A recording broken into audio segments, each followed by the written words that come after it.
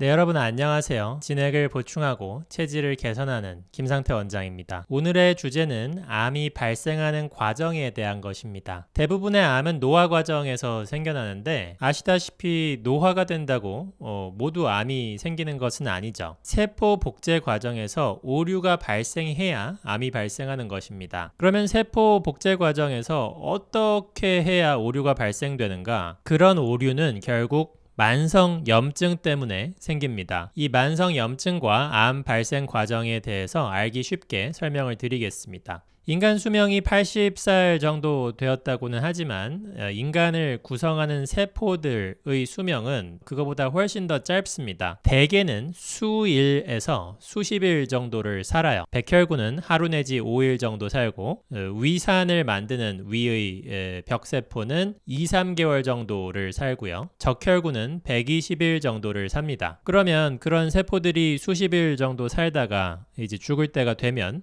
그 세포를 대체하는 다른 세포가 만들어져야 되겠죠? 그래야 해당 기관이 우리 몸이 제 기능을 유지할 수 있을 테니까요. 예를 들어서 위를 예를 들어 볼게요. 여기 위가 있으면 음식이 이렇게 들어올 거 아니에요? 음식이 들어가는 여기 위 점막 표면을 확대를 해보겠습니다. 이쪽으로. 이게 확대를 한 화면이에요. 그래서 여기가 음식이 닿는 표면이고 이 안에서 위산을 분비하는 세포들이 있고 위산은 굉장히 강산이기 때문에 그냥 나오면 위를 녹여버립니다. 그래서 그 위산으로부터 위를 보호하는 점액을 분비하는 세포도 있을 것이고요. 그 다음에 뭐 단백질 소화 효소를 분비하는 그런 세포들도 있을 거란 말이에요. 이렇게 다양한 세포들이 모여서 위를 이루는데 이 세포들 중에 어느 세포가 이제 수명을 다해서 죽을 것 같으면 이 주변에 줄기세포가 있어요. 줄기세포.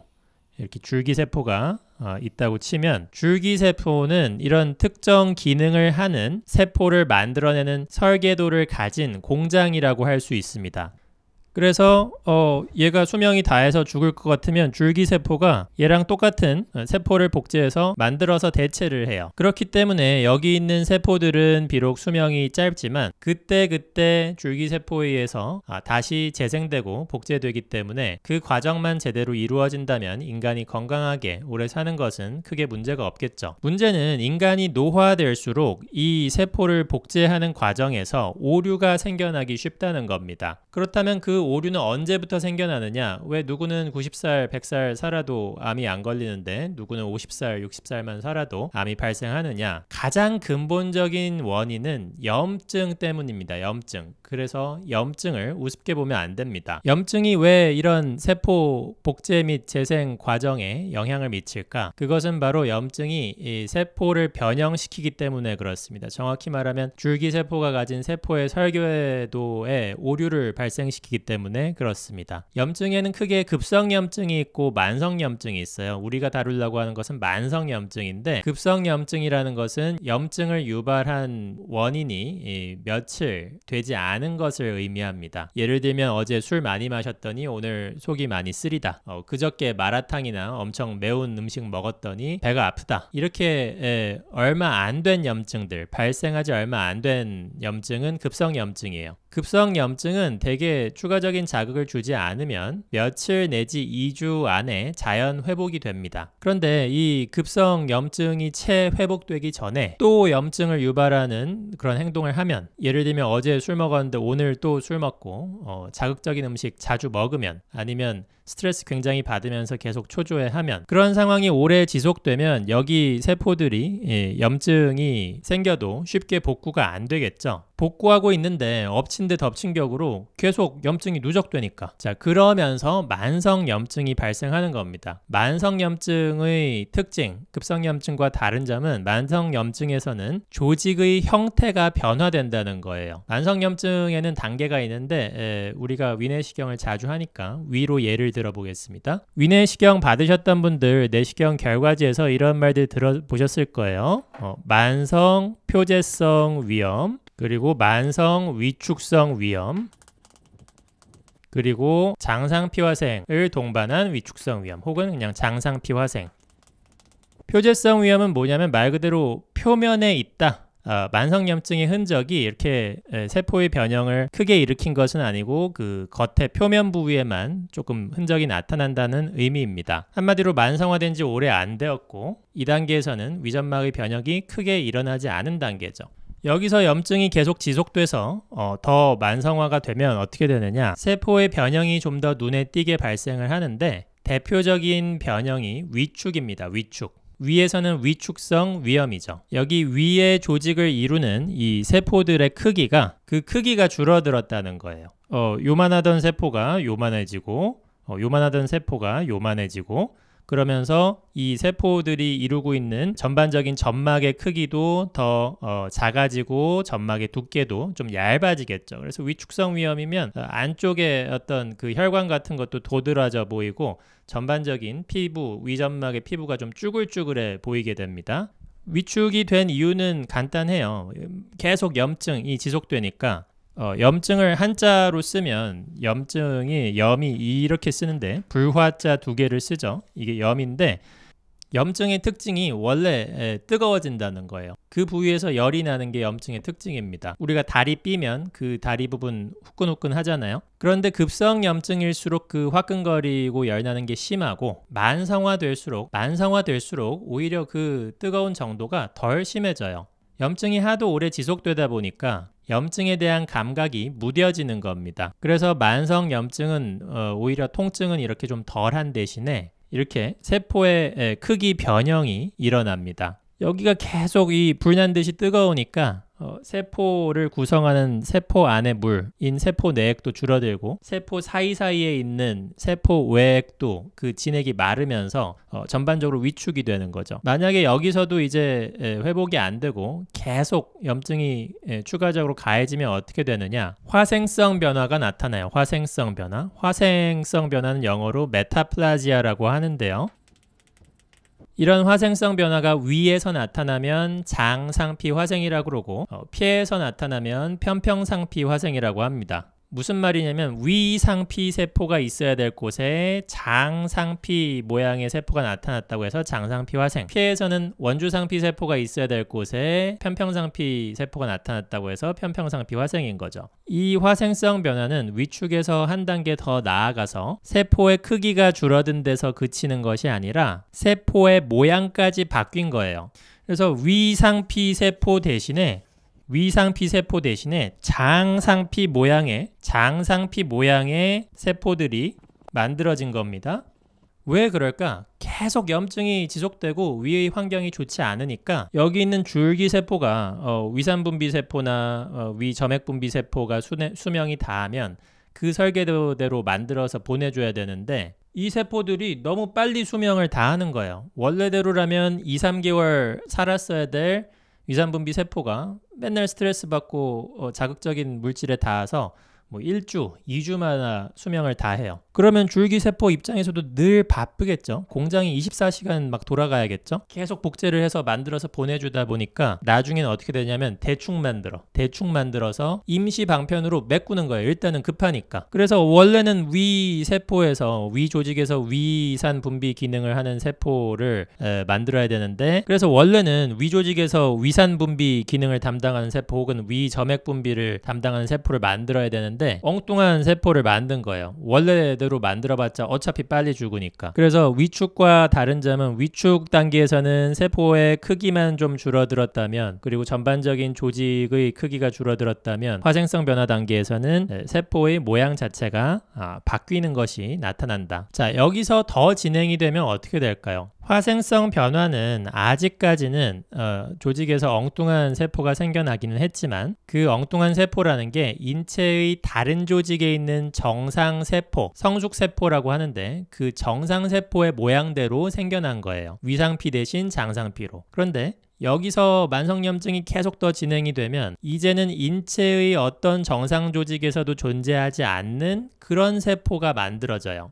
미성숙세포라고도 하고 미분화세포라고도 하는데 이 단계가 되면 사실 암과 구분하기가 어려워집니다. 이 단계를 이형성증이라고 합니다. 다를 이자를 써서 뭔가 다르게 형성된 단계, 영어로는 디스플라지아라고 하고요.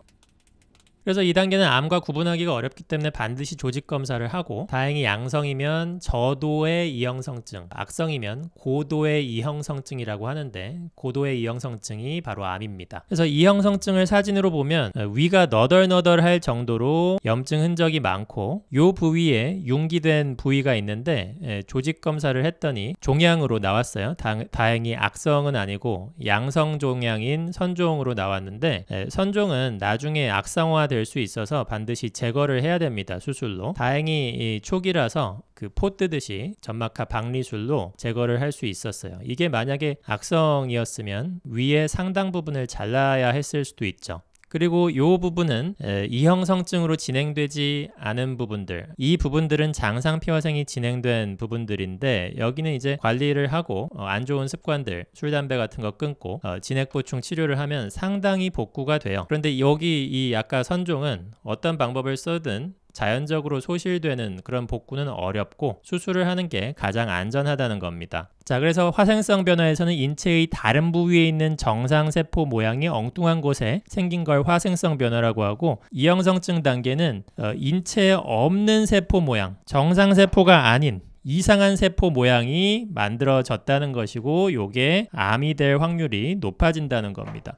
자, 그러면 어느 단계에서부터 관리를 시작해야 될까? 바로 2단계예요. 2단계. 그리고 늦어도 화생성 변화, 장상표화생 단계부터는 적극 관리를 해야 됩니다. 표재성 위염 정도는 사실 뭐 30대, 40대 정도만 돼도 조금 노화가 되면서 생길 수 있는 그런 단계예요. 그냥 위의 표면에 염증이 자주 생겼던 흔적이 있다 정도인 것이고요. 그런데 2단계는 위축성 위염 장상피화생은 염증이 계속 누적되면서 생기면서 구조물이 변형되었다. 그래서 처음에는 세포가 위축이 되었다가 거기서도 더 나아가서 계속 허물어진 거 다시 짓고 허물어진 거 다시 짓고 하다가 나중에는 이제 구조물이 위축된 정도를 넘어서 모양이 좀 다른 게 나왔다는 거죠. 구조물의 설계도 자체가 조금 바뀐 거예요. 그런데 이 화생성 변화까지는 복구가 가능해요. 가역적이라는 겁니다. 실제로 폐의 화생성 변화인 편평상피 화생은 폐에 가장 나쁜 게 뭐예요? 담배잖아요. 담배를 끊으면 상당 부분 복구가 됩니다. 장상피 화생도 과거에 복구가 되지 않는다고 알려졌었는데, 최근에 여러 연구 결과에 따르면 염증 요인을 줄이면 장상피화생도 복구가 될 수 있다, 이렇게 얘기가 되고 있어요. 실제로 저는 많은 장상피화생 환자의 위기능을 개선하고 장상피화생을 복구시켜 본 경험이 있고요. 지금 보여드리는 논문은 2003년에 거트라는 유명한 저널에 실린 논문인데, 위의 장상피화생은 위암 발생의 위험 요인이므로 가역성 여부, 리버시블 한가의 여부가 굉장히 중요하다. 장기 추적 관찰에서 장상피화생이 가역적일 수 있다는 역학적 근거가 새롭게 나타나고 있다. 최소 5년 이상의 추적 관찰에서 장상피화생은 가역적일 수 있다는 역학적 근거가 있다. 이렇게 나와 있고요. 그리고 미국에서도 10년 이상의 장기 추적 관찰 연구를 했는데, 화생성 변화는 염증 요인을 줄여주면 복구될 수 있다는 것이 교과서적인 이론이에요. 실제로 복구가 된 사례들이 전 세계에서 많이 발견이 되니까. 그래서 장상피화생의 위염, 염증 요인 여러 개 중에 하나가 헬리코박터고, 그거는 이제 확실하게 재균할 수 있는 방법이 있으니까 이거 재균하고 좋아지는지 보자 해서 재균하고 5년, 10년을 계속 관찰했더니 재균을 한 쪽이 5, 6년 지나니까 화생성 변화의 조직학적인 재생이 이루어진다라는 겁니다. 그러니까 염증 요인을 줄이니까 줄기세포가 엉뚱한 세포, 다른 부위 세포 만들던 것을 다시 원래 설계대로 위의 정상 세포들을 만들어내기 시작했다는 거예요. 그냥 내시경으로 관찰했더니 좀 좋아지더라가 아니라 조직을 떼서 스케일을 두고 비교를 했더니 그렇다는 얘기입니다. 제 경험상 헬리코박터 없는 분들도 그 사람의 위를 나빠지게 한 원인이 무엇인지 잘 분석해서 찾고 그 염증 요인을 제거하고 진액 보충을 하면 장상피화생이 복구가 됩니다. 이건 분명한 거예요. 그런데 이 이형성증, 디스플라지아 단계로 나아가면 어떻게 되느냐? 자연적으로는 복구가 안 됩니다. 여기서부터는 이미 세포가 수명을 다하고 대체될 때 이 줄기세포가 가진 오류가 너무 심해져서 정말 인체에서 볼 수 없는 그런 세포를, 이상한 세포를 만들어낸단 말이에요. 이 단계는 수술로 도려내는 수밖에 없다. 초기에 발견하면 발견하면 조금 도려내고 조금 늦게 발견하면 많이 도려내고 더 늦게 발견하면 이러한 오류, 비정상 세포를 만들어내는 그런 오류가 전신에 이미 퍼지기 시작해서 아예 수술을 못할 수도 있게 되죠. 그래서 이 이형성증 단계 전에 최대한 관리하고 치료를 하셔야 되고 자꾸 이게 치료 안 된다고만 알고 계시고 매년 내시경 하는 정도로 방치하시면 안 된다는 겁니다. 술, 담배는 당연히 끊어야 되고 하신 분들은 매운 음식 줄이고 특히 한국인들 많이 먹는 빨간 국물 음식 줄이고 카디오 해서 소화력 좋아지게 하고 수면의 질 개선하고 그리고 위암 가족력이 있거나 가족 중에 암이 환자가 많다면 진액을 보충하는 한약 치료를 하십시오. 진액을 보충한다는 것은 여기 세포 내액도 채우지만 이 세포 사이사이에 있는 이런 간질액들을 채운다는 거예요. 쉽게 말하면 기계로 치면 냉각수를 채워준다는 겁니다. 그러면 여기 냉각수가 잘 채워지면 아까 염증이 불 나는 거라 그랬잖아요. 불이 나도 그렇게 오래 가지 않고 금방 복구가 되기 쉬워요. 마치 우리 건조한 계절에 건조한 피부 가진 분들은 피부 자주 가렵고 따갑고 어디 조금만 긁혀도 쉽게 피나고 그러잖아요. 로션을 발라주면 그 로션이 피부 장벽 역할을 하면서 덜 가렵고 덜 따갑고 상처가 덜 나겠죠? 우리 인체 내부에서는 진액이 그러한 방어벽 역할을 해줍니다. 오늘의 영어 문장은 이걸로 하겠습니다. 장상피화생이 화생성 변화, 메타플라지아라고 했죠? 메타플라지아는 가역적이다. 장상피화생은 가역적이다. 복구가 된다. 이형성증은 비가역적이다. 복구가 안 된다. Metaplasia is reversible. Dysplasia is irreversible. Metaplasia is reversible. Dysplasia is irreversible. 이상 잠실의 진료실에서 김상태 원장이었습니다. 감사합니다.